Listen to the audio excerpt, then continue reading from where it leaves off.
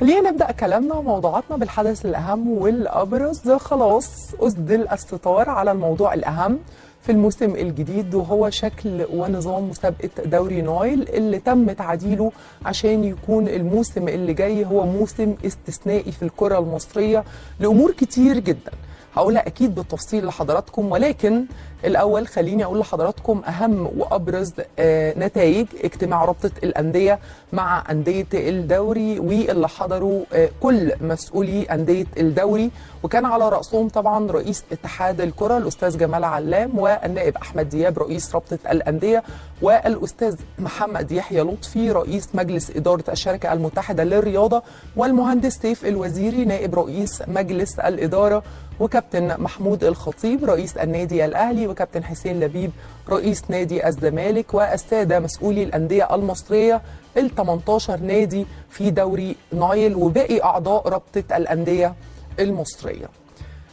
تم الاتفاق، أو بمعنى أدق تم إصدار القرار النهائي بإقامة الموسم المقبل بشكل استثنائي بنظام دوري من دور واحد، يبدأ غالبا في 30 أكتوبر أو أول نوفمبر على أقصى تقدير، وينتهي في شهر يونيو 2025.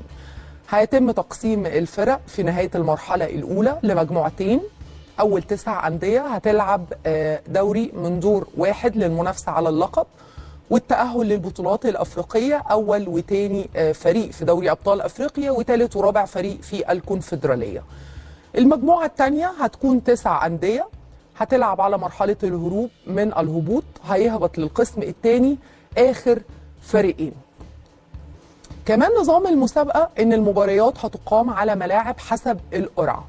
عدد الأندية المتأهلة للمرحلة الثانية سواء في مرحلة المنافسة على اللقب والتأهل للبطولات القارية أو مرحلة الهروب من الهبوط هتلعب بنفس عدد النقاط اللي حصلت عليها في المرحلة الأولى. يعني إيه؟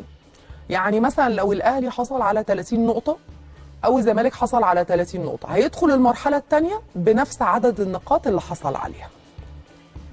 طبعا كان في اعتراض من عدد كبير من أندية الدوري على نظام المسابقة الجديد، وكان في عدد كبير برضو موافق على نظام المسابقة الاستثنائي.